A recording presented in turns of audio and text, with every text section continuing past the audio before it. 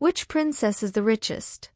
Are you ready to delve into an enigma that will unveil the financial secrets of Disney princesses? Today, we're going to answer a question that intrigues many fans. Which of these princesses is the richest? So hold on tight, because we're about to reveal information that will change your view of these icons in the magical world of Disney. You're on the Horse Animated channel, and I'm thrilled that you're here. To unravel the enigma of which Disney princess reigns supreme in wealth, we first need to eliminate some candidates. Let's start with Mulan. Despite her legendary bravery, she wasn't born into wealth nor did she marry into royalty. Her marriage to Shang certainly doesn't put her at the top of the list of the richest.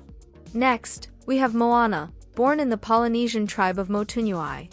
Her wealth is more connected to the culture and natural resources of her community than material goods. Pocahontas, daughter of a Native American tribal leader, follows a spiritual and natural path in her story, with no focus on material wealth. Merida, Scottish Princess of Dumbrock, lives in a robust and traditional kingdom, but without great accumulated treasures.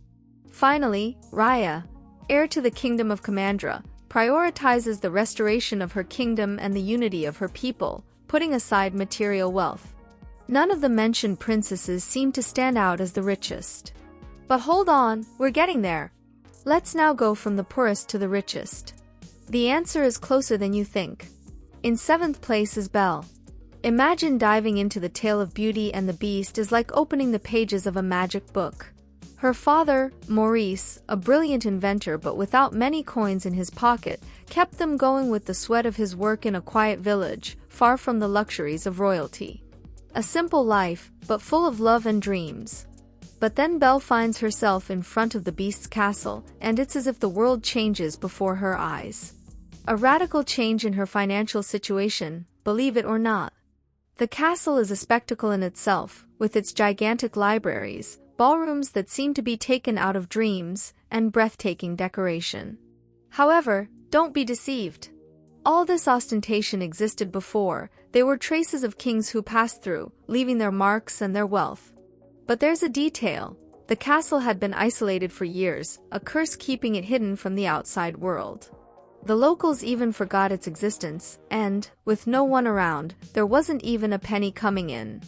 But what sustained all that grandeur then? Well, it's possible that the castle had its savings tucked away before the curse, and you could tell. Luxury furniture, sophisticated utensils, all of that was proof of wealth accumulated over generations. And look how interesting, even under the curse, the castle remained impeccable. Maybe it was magic, or maybe it was because, deep down, there were still some resources saved for maintenance. But, after the curse was broken, that's when things started to change. The castle and the kingdom, gradually, could regain their economic position. With the reopening of the castle and the approach to the people, you could expect money to start flowing in again, helping in financial recovery. But, of course, to build a great fortune again, it would take some time. So, yes, Belle can be considered rich, but the richest of all Disney princesses? That's a different story. In 6th place is Snow White. Snow White, a princess who makes us think about the dynamics of her fairy tale kingdom. In the castle of the evil queen, everything seems so lonely, doesn't it? It's as if she's reigning alone, with not many people around to help.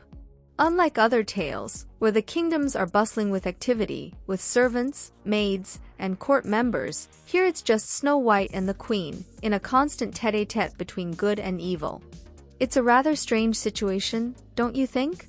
And in the end, when Snow White returns to her kingdom and marries the prince, it does give a sense that things will improve financially, right?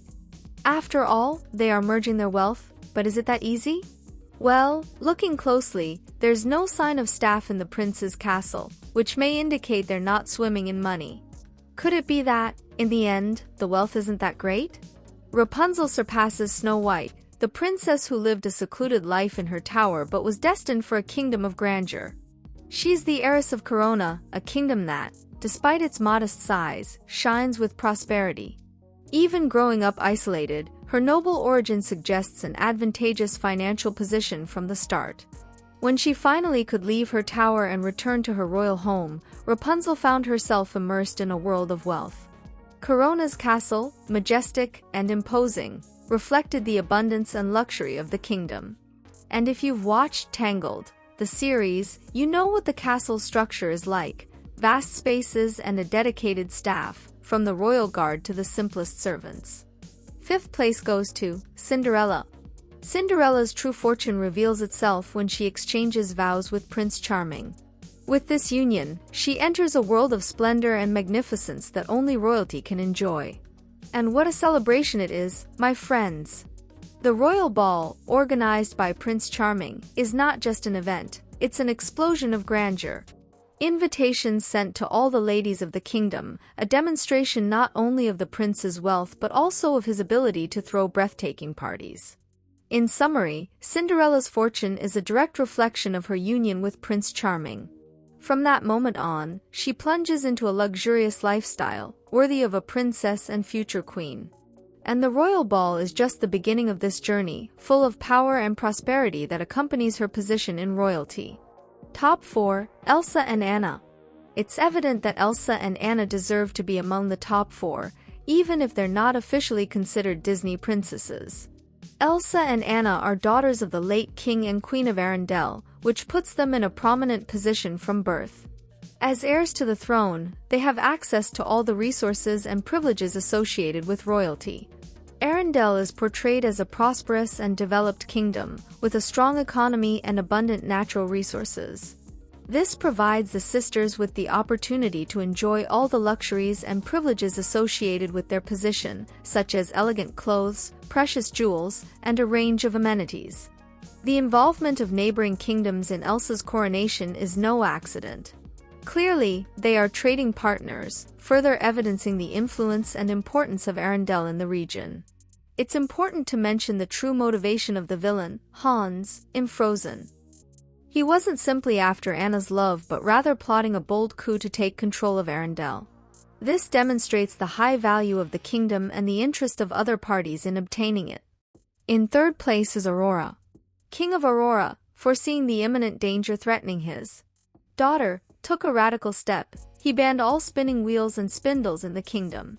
This measure not only shows the kingdom's ability to enforce this prohibition but also suggests that they have a good amount of money there. The fact that these contraptions are no longer around indicates that the kingdom doesn't rely much on fabric production or manual labor. It seems they have other sources of wealth, like productive lands, bustling trade, or abundant natural resources. Furthermore, there's a troop of employees taking care of everything there, from domestic servants to guards and counselors. This shows that their economy is stable and strong enough to support a bunch of people working in different areas. And Aurora's marriage to Prince Philip only made the kingdom's financial situation even better. Uniting two royal families like that must have brought a bunch of advantages, like sharing resources and influence with Prince Philip's kingdom. On my list, the second richest is Ariel. As the daughter of King Triton, who rules over the vast ocean, she basically has a sea of resources at her disposal. Just imagine, sunken treasures, pearls, and a multitude of valuable items scattered throughout the underwater kingdom. Triton's kingdom is a magical and opulent site, with palaces, castles, and underwater cities. And as part of this royalty, Ariel has access to all this luxury and comfort. In the end, she marries Prince Eric, combining her wealth with his. Eric may not have his fortune highlighted like Ariel's, but he's depicted as a prince with significant lands and resources, which only adds to the couple's wealth. Even if we don't see an entire court or rulers in Eric's castle, we can get an idea that he's a prince of a prosperous kingdom. His castle is breathtaking, indicating his high social position and access to significant resources. Of course, a guy like Eric would have a team of staff taking care of everything for him, from servants to guards and cooks. And as a member of royalty, he must also have significant political and economic influence within the kingdom, which only adds to his fortune.